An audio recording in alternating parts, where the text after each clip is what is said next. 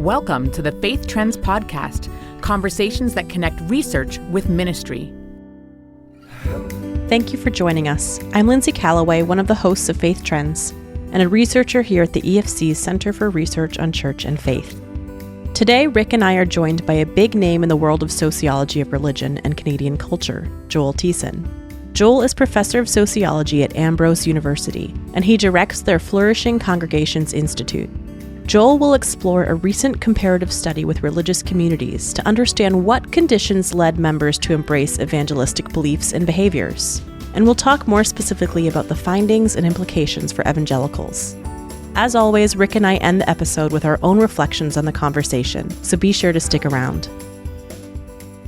Joel, welcome to the Faith Trends Podcast. We're going to talk about some evangelism research that you've done in just a minute, but one of the important purposes of our podcast is to introduce researchers to ministry leaders. So I was wondering if you could take just a few minutes to introduce the Flourishing Congregations Institute to our listeners. Yeah, thanks, Rick. We are a research institute embedded at Ambrose University in Calgary, Alberta. And we started in 2016. And we focus primarily on Canadian data related to Canadian congregations. There's such little data out there on Canadian congregations, so trying to provide Canadian data. And then with that, to provide some theological reflection and practical application. What does this data actually mean for local church leaders and denominational leaders across Christian traditions, across the country? So in essence, that's what we're trying to do, to gather some data and to link that data in practical ways for local church leaders. And just before we get started, could you tell us a little bit about your co-authors? Because we're spotlighting you today, but you wrote this with some other people. Yeah, I'm really excited about the second author on this article is actually a recent graduate from Ambrose in our behavioral science program, which is an interdisciplinary degree with sociology and psychology. And so she came on board, worked with us as a research assistant on this project and helped co-author. And then the remaining authors are part of our core research team when we launched as an institute. So a really good mix of social sciences, practical theology, and bringing these things together as we worked on analyzing the data. Well, we are really grateful for the work that you and your colleagues have done on this evangelism paper and broadly for evangelism in Canada. So I'm hoping we can talk a little bit about the language that sociologists use when they talk about evangelism. So I want to start with this idea about strictness and social embeddedness. This is sort of a paradigm you use in this paper on evangelism. So what are these and why do they matter when we're talking about evangelism? Yeah, so strictness is a concept that refers to the high demands that religious groups will often place on their members in exchange for some kind of rewards that one might expect either in this life or the next life. So, for example, strict demands might include particular beliefs, like there's only one way to obtain salvation, and this is the way, and you need to adopt these kinds of beliefs. Or they might be beliefs on issues related to morality, things on abortion or same-sex marriage. So we talk about strictness of beliefs. There's kind of a clear line by which you're in or you're out, and stricter groups tend to have kind of higher demands in that regard. But it also extends to some of the practices that religious groups have, where stricter groups will say, like, we expect you to attend religious services and to do so regularly, weekly, sometimes more than that, to donate financially to the religious organizations, so your tithes and offerings. They may expect you to dress a particular way, a certain attire that sets you apart. So these are examples of strictness that sociologists of religion tend to focus on in the area of religious life. Then we talk about social embeddedness, and this basically refers to how connected people are to group life, whether it's attending religious services, how often you volunteer within a group, social ties you have with other members in the group, involvement in midweek gatherings. And so the more socially embedded you are, the more restricted, one might say, your social ties are to members of that group. So what does this mean then for evangelism? Well, we know that stricter groups are more likely to believe that there's only one way to obtain salvation. And with that, they tend to have this evangelistic or proselytization focus that says we need to actually bring others aboard to embrace this kind of very strict conception of you're either in or you're out when it comes to salvation and life after death and so forth. And so those kinds of strict groups then place demands upon their members that says, okay, part of your responsibility then for being part of this group is to go tell others about our beliefs and practices and then to invite their groups in. If you aren't a strict group, if you think like there's many pathways to the same endpoint, then there's less of a need to actually go out and evangelize. And so this is where strictness matters. And we know that strictness dovetails with social embeddedness in the ways that stricter groups tend to encourage members to limit their social ties to others who are part of their group. They don't want them to be, and I'll kind of use this in air quotes, corrupted by members outside of the group. And so if you're constantly surrounded by others who think the same ways, who believe the same things and behave the same ways, the idea, the theory anyways, is that those members of stricter groups are more likely to adopt those beliefs and practices. And evangelism is just one of those things that tends to be a marker of stricter groups, whereby they go out and seek to invite others into their religious group. Just a quick follow-up question about that. I see how these labels are helpful for sociologists to use. Do you think they particularly resonate with the people they describe? If say evangelicals were to hear that they were being described as strict, do you think that's something that would resonate with their experience? Yeah, I mean, I think descriptively, and this is part of our role as sociologists, is to describe social realities. So I think descriptively it does, but I have no doubt that probably members of these groups would probably resist some of these labels. And, another one that sociologists talk about is free riders. And free riders are basically those who show up and expect a religious group to provide services for those individuals, but they don't actually contribute anything in return. So they may not tithe, they may not volunteer, they may only show up to church at like Christmas and Easter, but they want your religious group to provide that Christmas service so that you can join together with your family. So these terms are not intended to be pejorative, but I can understand and fully appreciate that some groups may not want that kind of terminology to describe them.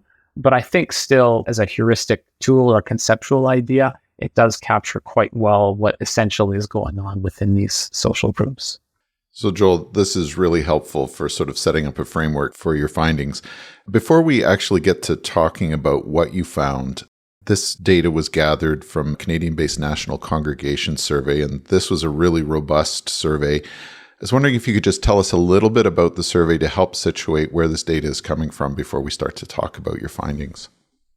Yeah, so this is a national survey that took place in the latter parts of 2018 and then through 2019, so kind of pre-COVID days. And we sent it out to church and denominational leaders across Catholic, Orthodox, mainline, and conservative Protestant leader networks that we had. So we probably initially sent it out to over 1,000 contacts that we had. And then it follows what we refer to as a snowball sample, where you're asking other people you know to send it out to their networks and to their networks and so forth. And so it kind of spread out that way. In the end, we had over 250 churches and over 9,100 respondents actually respond to this survey. It was a much larger survey than just evangelism. We were looking at 11 different markers of congregational life, of which evangelism was one of them. So that was kind of the background or basis for this data. One of the really interesting things that I found about this survey was that it was 1/3 male and 2/3 female. That's in your respondent base. This is a little bit of a side comment, but to what do you attribute such an imbalance in the male-female respondent ratio?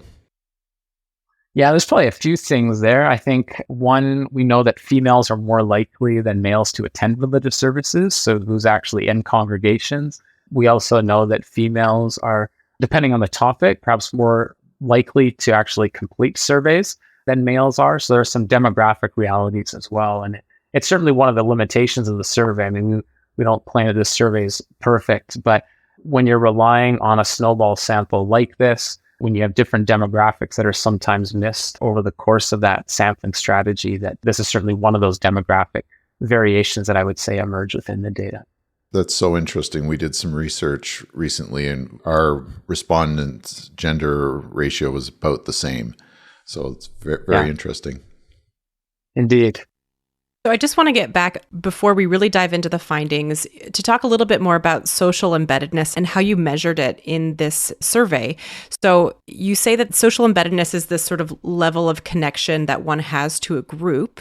And in this case, social embeddedness was measured by religious service attendance. So it was participation in these religious services over their affiliation with a certain denomination or tradition. Why measure it this way?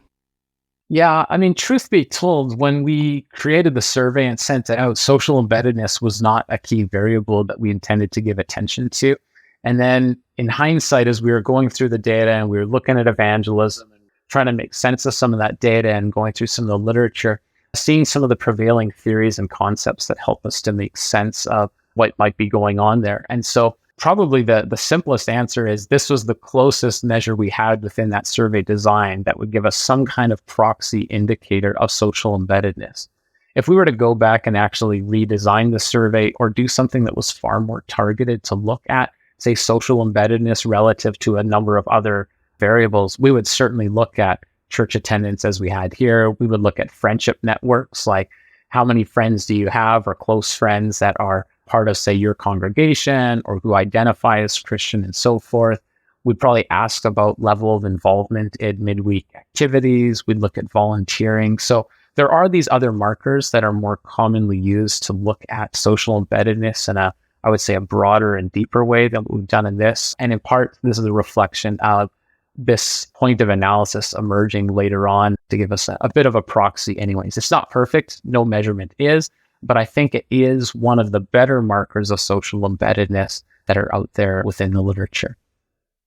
Okay, Joel, there were 4 questions that you used to really get at evangelism and evangelistic practice. One was a question about whether congregations that practiced evangelism were flourishing congregations. I'm paraphrasing here. Another one asked individuals was, how frequently do you verbally share your faith?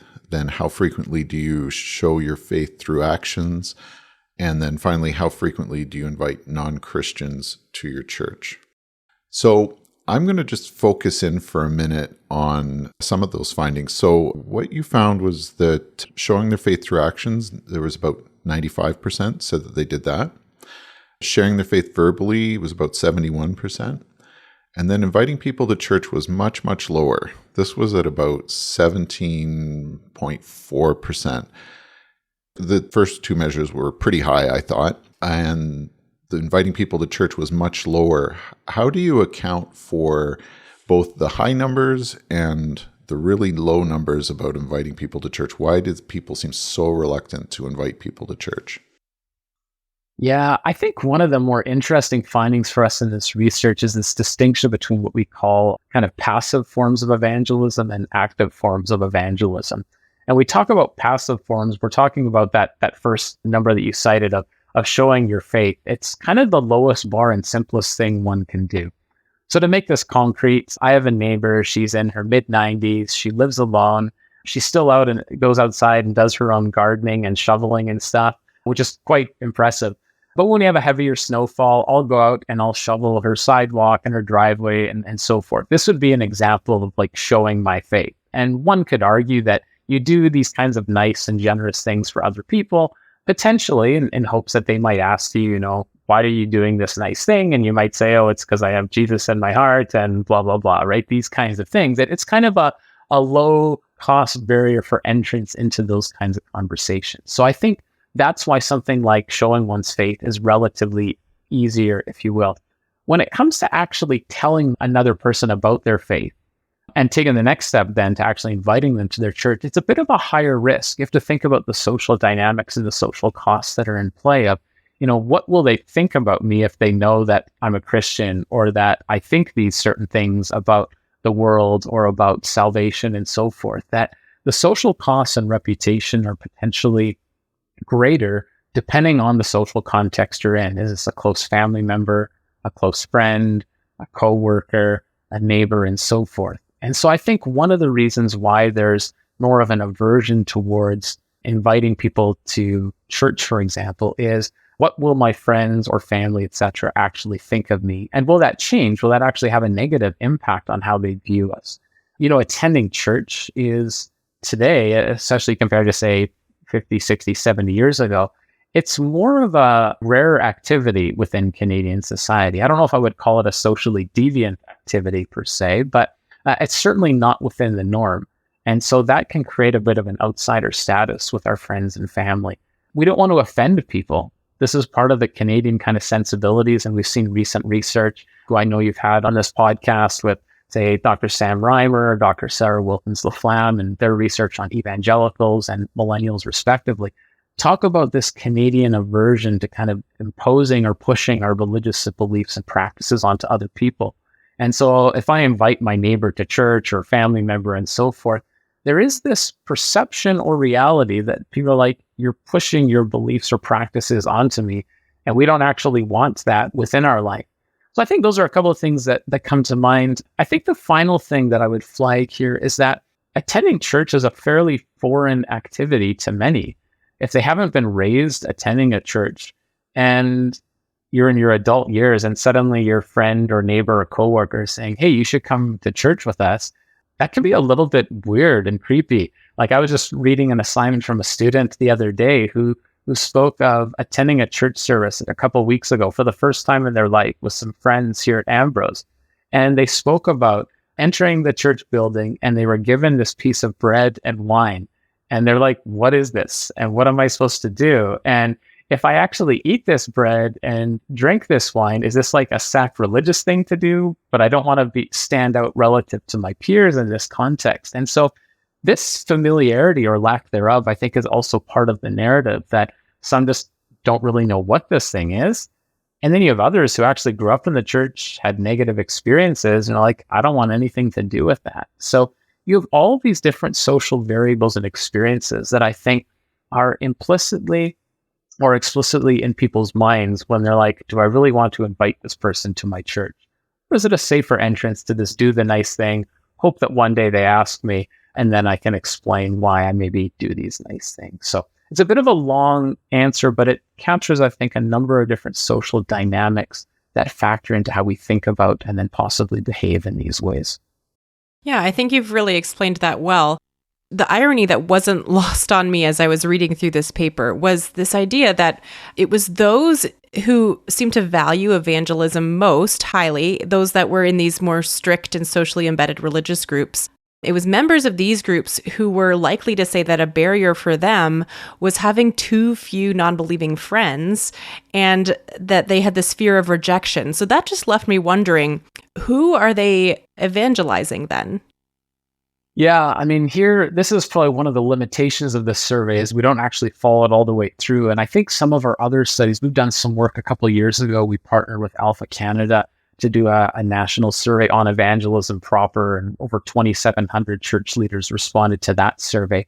And so there you find out a little bit more that, people are evangelizing their friends, their family members, their coworkers, their neighbors, etc., if or when that does actually arise. But what would be really fantastic is if we could track people over the course of time and follow those networks to actually see where precisely is this happening, over what period or length of time.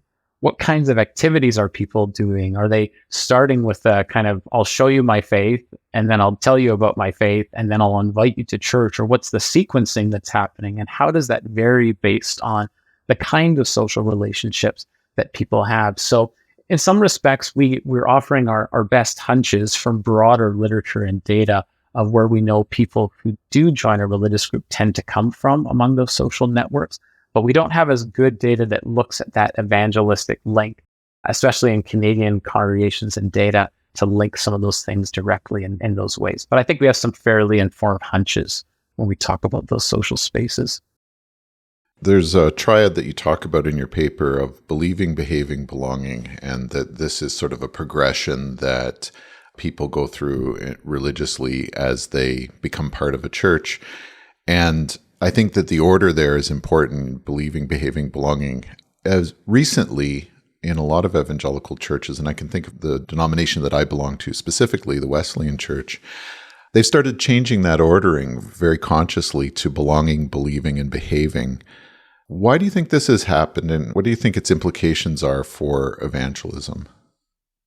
Yeah, well, sociologists have long documented the powerful role that social ties play for people joining and remaining in social groups, sort of that belonging component that's so integral for people to become part of a religious group of any kind.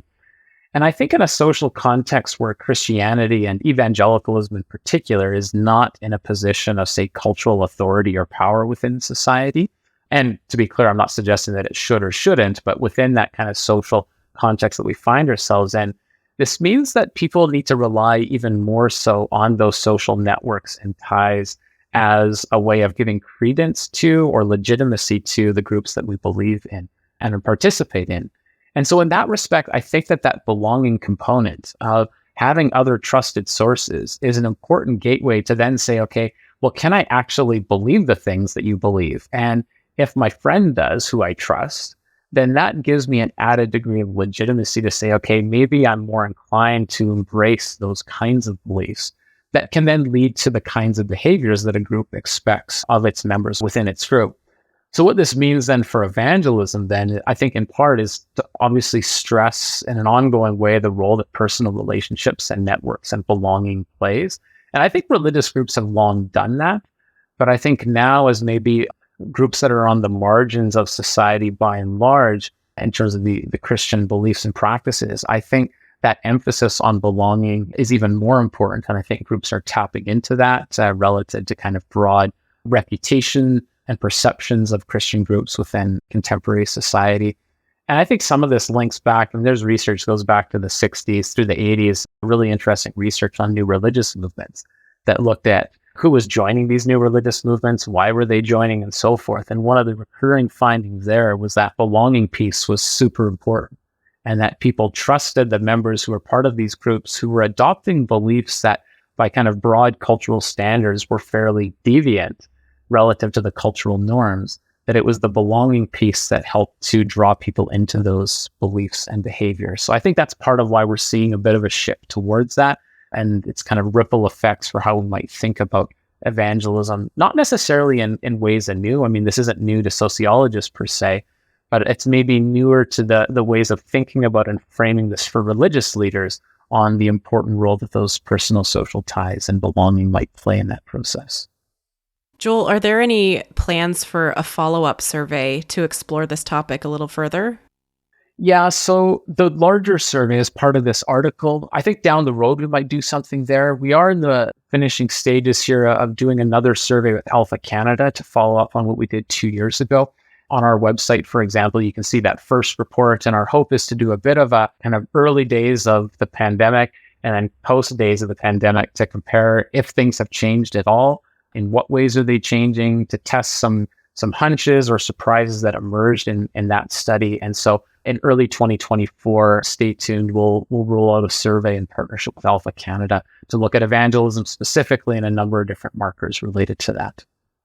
At the end of the paper, you make an important observation. You say it's one thing to explore people's evangelistic attitudes and practices, and quite another to measure the effectiveness of those evangelistic endeavors. Thinking of those who embrace evangelism, what do you think they make of the results of their evangelistic efforts? Yeah, my sense from both data and anecdotally as I speak with church and denominational leaders across the country is that a lot of people tend to overestimate the effectiveness of their evangelistic efforts. And I would say among church leaders in particular. We saw this in this recent Alpha survey that I referenced, where over 40% of those who responded, of those 2,700, believed that as few as 16% and upwards of 50% or more of those in their congregation or parish were converts who came from no Christian background whatsoever, but are now within their church and have come to faith through perhaps members of their congregation. And I think when you look at lots of sociological literature on conversion, and looking at this, the limited data we have in congregations, that our best estimates would suggest maybe 10 to 15% in any congregation. This goes back to data in the late 70s and early 80s that Reginald Bibby and others were involved with. And so it's interesting to see the perceptions of this among church leaders. And I mean, one of the examples I think of, whether it's Christmas or Easter, is you have a lot of churches who will put on these big productions, sort of larger churches, and see these as evangelistic tools and have multiple services and the churches are full, etc. And the interpretation is that, well, lots of people have come, Therefore, this has been sort of evangelistically effective. And yet what I think, and we see from some of the data and other conversations, is that most of the people who attend these things are members of one's own church, friends and family from other churches, etc. And that's not to diminish the good things that are happening there, but I probably question how effective these things are to the extent that pastors and church leaders think they actually are. And so I think looking at the perceptions versus some of the realities is really important. And I think this is why data is really important. Some of our work at the Institute and work that both of you are involved in and others across the country, because it helps church leaders to assess perceptions relative to realities. And I think that can ground us in a stronger base for data-informed practice at the local church and denominational levels, so that we have well-intentioned pastors and church leaders who are operating with hopefully a stronger empirical base for what may or may not be happening. And I think that's just a good thing. Obviously, I'm biased as a sociologist, but I think that can actually help ministries so that we're targeting our energies and resources in ways that make good sense based on the data and practices out there. That's really helpful, Joel. Thank you. We'll be sure to include a link to your paper in the show notes so listeners can read and interact with your findings. I will also include a way for listeners to get in touch with you and learn about what you're doing at the Flourishing Congregations Institute. But before we bring things to a close, we're connected on LinkedIn, and I always appreciate hearing and seeing what you are currently reading. Could you share with us what are some things that you've been reading that have been really helpful and you think might be helpful for those who are on the ground doing ministry right now? Yeah. Oh gosh, I'm reading so much these days. I'm reading about how church and religious organizations operate and what are the structures and mechanisms that contribute to helping groups get from A to B to C, such that things are not happening sort of by happenstance. I'm reading lots about young people and millennials, doing a project right now on faith transmission with children and teens, and how our church is doing that in practice. And so, of course, both of your work is part of our reading as we intersect with that. Really paying attention to how groups intentionally structure the things that they do towards the things that they believe are ultimately important, or some of the kind of broad topics and themes that we're giving attention to right now. That's great. Thank you so much for joining us, Joel. Great. Good to be with you guys today. Lindsay, as I was thinking about what Joel said, I was really struck by how weird Joel said that churches can seem and what a barrier that is. Sometimes we don't kind of realize how things that we do in our churches might seem strange. And I thought it was particularly good when he was talking about, being given bread and wine or grape juice or whatever. And if you didn't know anything about that, to be standing there saying, what do I do with these? Why are they feeding me such a meager meal? And that kind of cultural distance, I think we all feel it, and that is kind of a barrier to evangelism. I don't know whether we talk enough about that. Even within our own churches, I'm part of a preaching rotation at my own local church. And when I preach now, I don't even assume that the people in our church know the structure of the Bible. So I explain things that probably you could have taken for granted 20 years ago. And it's just so necessary. Yeah, that's really interesting. Just thinking back to how we've even structured some of our programs, and perhaps they are really geared to insiders, just in maybe acronyms that we're using or jargon that assumes a shared frame of reference, and how that can be a barrier that we don't even intend, but it's still there for anybody who might be visiting or unfamiliar. And it could even be other Christians who are just not familiar with the context of a certain church. We were just visiting some family in the States, and it was a church that we attended for several years. We were married in it, and we were not sure what to do in their children's ministry wing. We had no idea where to go, what any of the procedures were for releasing the children. And so just seeing these as what are some of the easy barriers that we can overcome to make our spaces more inviting, I think those are some things that churches can respond to right now. There are some harder, more social and cultural barriers that are going to take a lot of time to develop a strategy or an understanding about how to approach some of these more delicate conversations about the exclusivity of our beliefs. or even some of the moral standards that evangelicals have. But there are some easy barriers that I think can be addressed in the immediate, which I think is hopeful for churches and leaders to respond to now. This is something that we can do now. Yes, there are bigger conversations that we need to be having and need to be thinking about, but there are some actionable items to respond to some of the things that Joel raised. Our colleague Bruce Clemenger used to say, well, he still says it, I think, that, in the past we used to approach evangelism with the assumption that our culture is backslidden, that they were previously Christian and we were calling them back to something that they know. And today they've never been Christian at all, and they maybe even don't have any terms of reference for what we're talking about.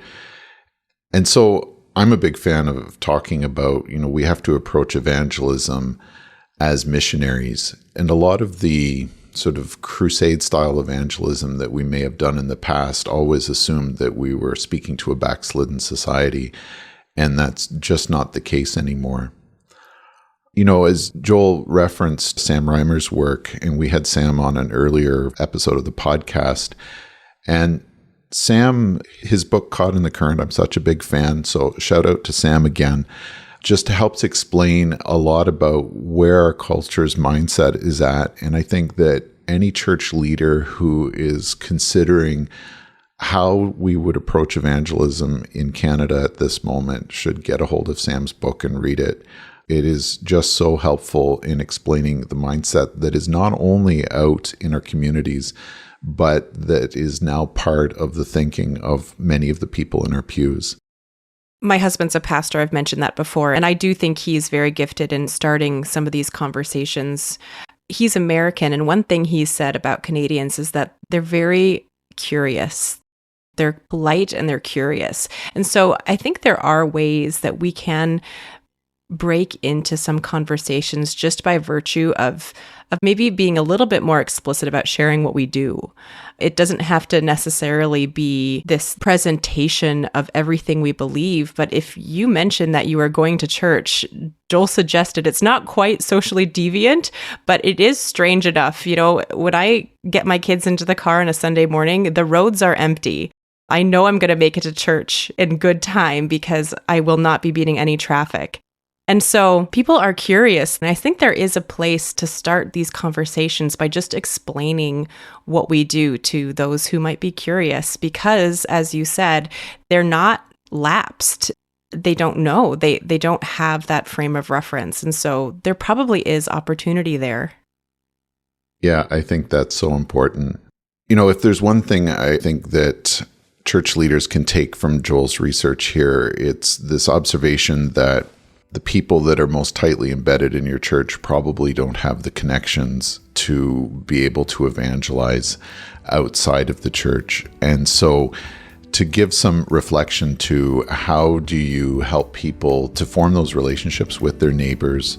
And sometimes, we think that, if I'm doing this just for this purpose, is that predatory somehow, or that attitude is out there in our culture. But how are we genuinely interested in people and their salvation, not just a project to get our numbers up? I think is a really important question, and to help our people inside the church talk about why is it that it is so difficult for us to have those relationships and to form them. I think that's going to help us with some of the first steps of thinking about how do we introduce our friends, not just to Jesus, but to the community, to the church that he has called out into a new kingdom. Thanks for listening to this intentionally ad-free podcast. Find out more about the EFC's research and how you can support it with a donation at theefc.ca/research.